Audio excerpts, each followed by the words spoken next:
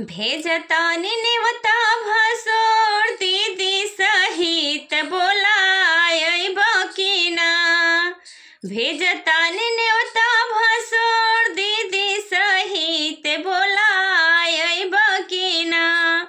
हम तोहसे पूछत बानी क्लियर बता द भसोरब की ना।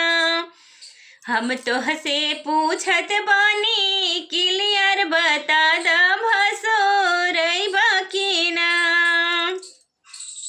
जितना दहेज मंगला यदिक तो पौला भसोरब की ना। जितना दहेज मंगला यदिक तो पौला भसोरब की ना। हम तोहसे पूछत बानी क्लियर बताओ भसोरब की ना।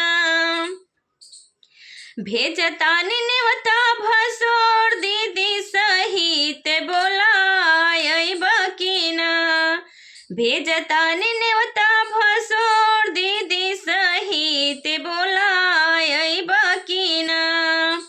भेजतानी नेवता भसोर बुआ सहित बोलायब की ना। हो चुनरी लैब की ना। भसोर पियरी लैब की ना। हो जेवर लैब की ना। भेजतानी नेवता भसोर चाची सहित बोलायब की ना। हो बोलायब की ना।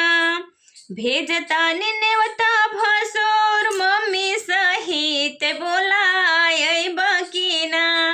भेजतानी नेवता भसोर मम्मी सहित बोलायब की ना। हम तोहसे पूछत बानी क्लियर बता द भसोरब की ना। हम तोहसे पूछत बानी